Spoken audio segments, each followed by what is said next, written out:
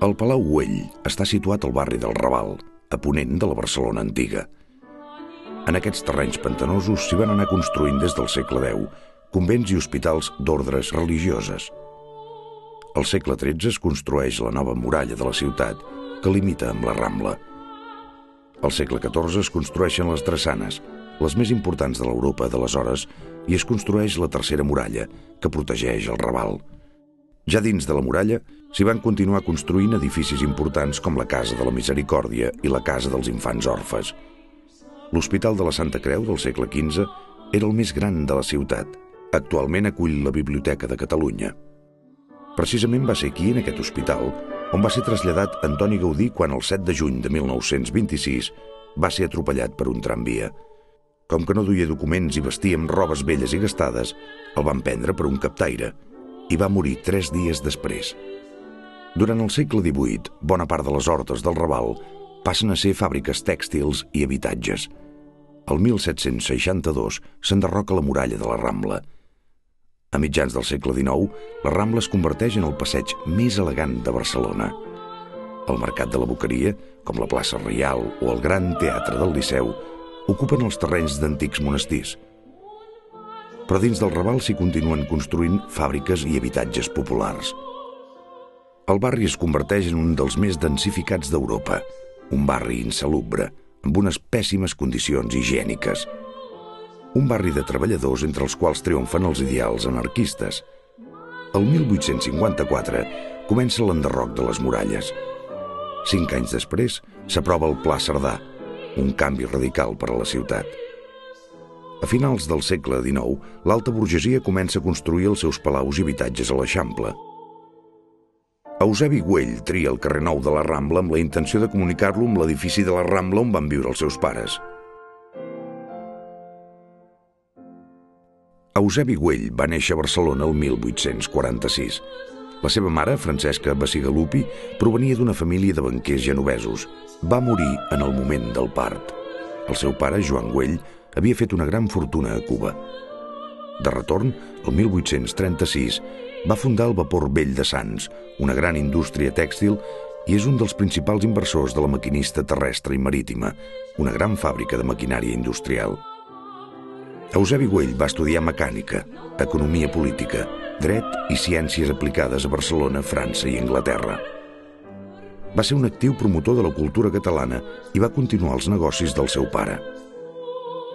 El 1871 es casa amb Isabel López, filla, com ell, d'un altre dels homes que van fer fortuna a Cuba.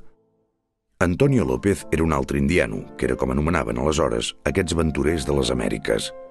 Els López van comprar el 1870 el Palau Moja, a la Rambla dels Estudis. Eusebi Güell també es va fer càrrec de molts dels negocis del seu sogre.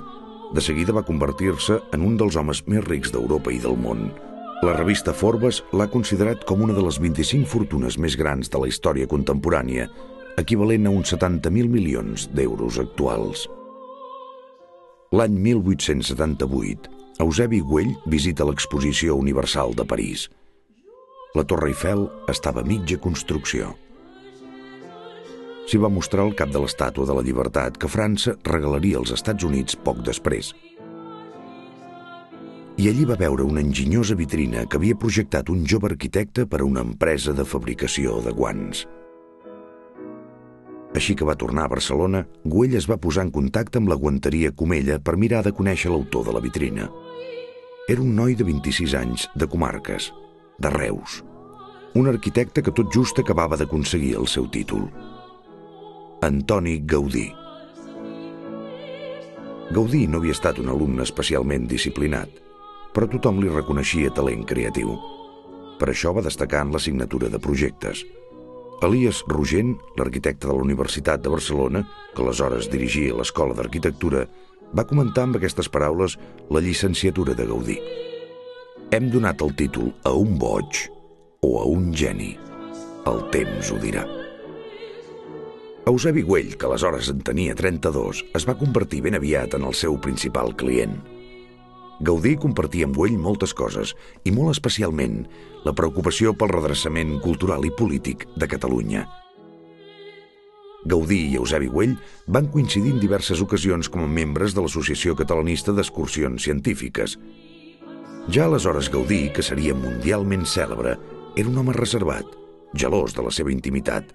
Per això són tan escasses les seves fotografies. A més de client, Eusebi Güell va ser un bon amic d'Antoni Gaudí. L'empresari li va obrir el seu món, casa seva, els seus amics. La relació va esdevenir gairebé quotidiana. Tenien llargues converses. Parlaven de cultura, d'art, del país. A través d'Eusebi Güell, el seu cunyat, Claudio López, li va encarregar la torre residencial de El Capricho, a Comillas, Santander. Poc després, Güell li encarregà la tanca, la porteria i les cavallerisses de la finca que tenia a Pedralbes. I el 1885, al Palau del Raval. Güell i Gaudí compartien moltes coses. Compartien l'interès per recuperar l'artesania i el gust pels bons materials, la forja feta a mà, la ceràmica artesanal, el valor de la peça única, els mobles fets a mida. La reivindicació de l'artesania i la vocació de la natura són pròpies del corrent que aleshores es viu arreu d'Europa com a reacció a la indústria i el disseny seriat. Però a Catalunya el moviment no inspira només l'arquitectura burgesa. També és un moviment estètic popular. Pren la volada d'un art nacional. Gaudí és el precursor del modernisme català, però a la vegada va molt més lluny. No és només el primer modernista, crea un estil personal. És fidel als materials tradicionals i molt especialment a la pedra, i comparteix també amb els modernistes un repertori iconogràfic inspirat en la natura, en les flors, en les estructures vegetals. Però en el seu organicisme extrem és tot un innovador. Gaudí representa tota una revolució pel que fa a aspectes formals i a les solucions constructives. Arcs parabòlics, rampes helicoïdals, solucions enginyoses per jugar amb la llum, reivindicació del que fins aleshores era secundari, com una xemeneia, una gelosia o el naixement d'una escala, una brillant fusió entre forma i funció. Tot i que Eusebi Güell va viure molt poc temps al palau, que segons testimonis familiars no acabava d'agradar a la seva dona, la col·laboració amb Gaudí es va concretar en moltes altres grans obres. L'església de la colònia Güell, la bodega Güell, el Garraf, les obres del que ha de ser la gran urbanització residencial de Barcelona, el Parc Güell, i el xalet de Catllaràs, a la Pobla de Lillet. Bona part de l'obra gaudiniana no hagués estat possible, doncs, sense la confiança d'un client com Eusebi Güell, amb qui compartia l'ideari estètic i la passió per l'originalitat. Una obra singular.